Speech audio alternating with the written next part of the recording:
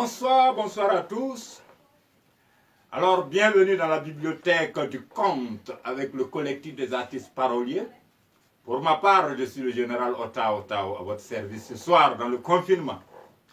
Alors, nous allons nous entretenir et je vais comme ça vous parler de ces moments passés avec mon ancêtre Gwenke Lombando Tapaye, qui un soir me disait ceci: mon fils, nos comportements d'aujourd'hui feront de nous ce que nous serons demain.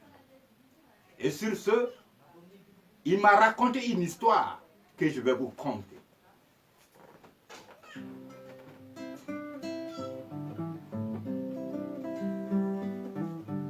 Lonyane, lonyane,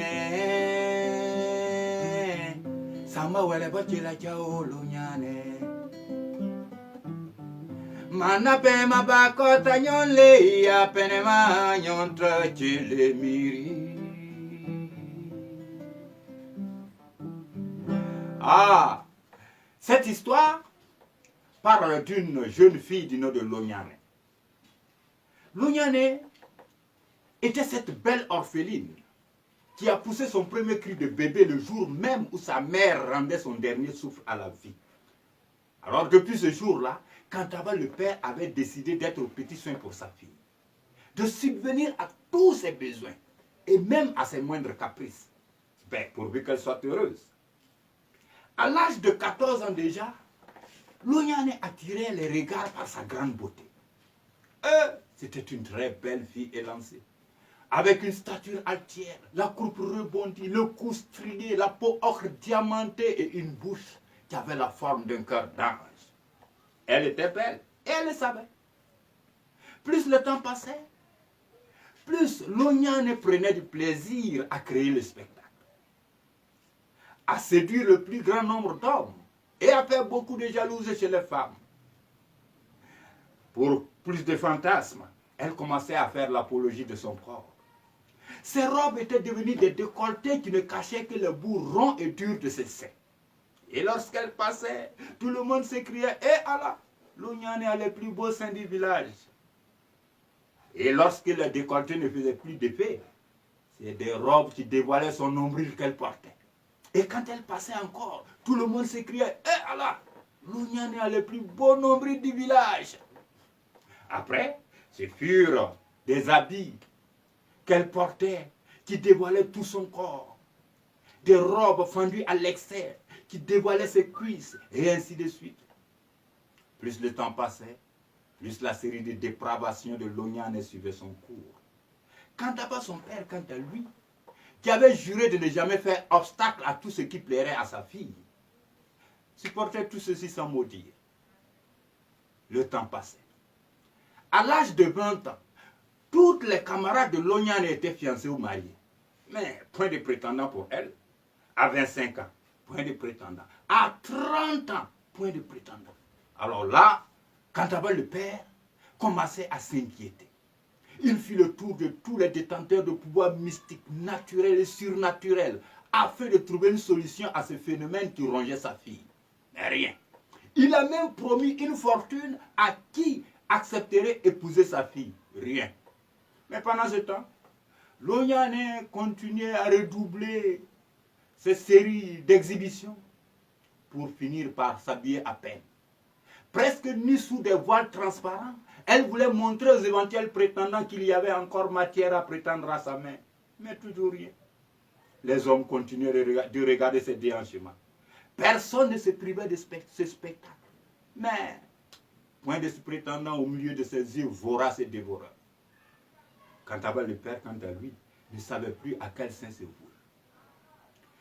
Cependant, au cœur du village était un grand arbre sous lequel était toujours assis un vieillard que tous traitaient de fou. Un jour, voyant passer Kantaba, le vieillard l'interpelle. Après quelques instants d'hésitation, Kantaba s'approche du vieillard pour écouter ce qu'il avait à lui dire. Et le vieillard lui dit: Mon fils, qu'est-ce qui te fait courir tant? Kantaba dit au vieillard: vieil homme, mais mes problèmes dépassent certainement vos préoccupations. Mais le vieillard a tellement insisté que Kantaba finit par se confier au vieillard, en concluant que sa fille était victime d'un ensorcellement.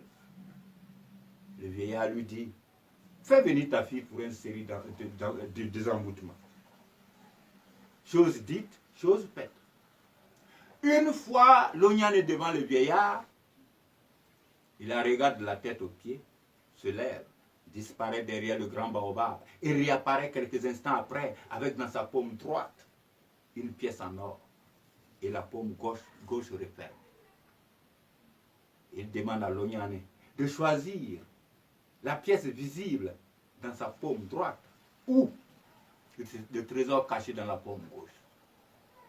Lonyane, sans hésiter, choisit le trésor caché dans la paume gauche.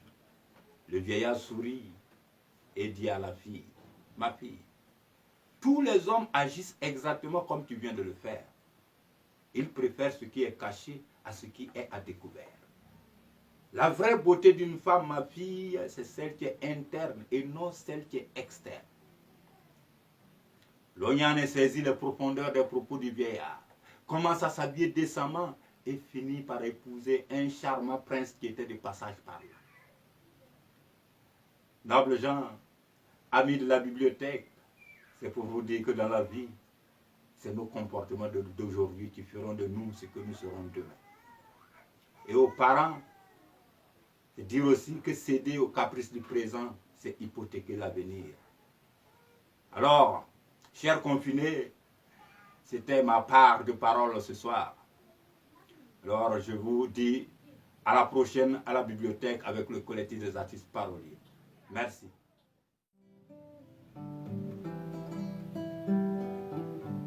Lonyane, Lonyane,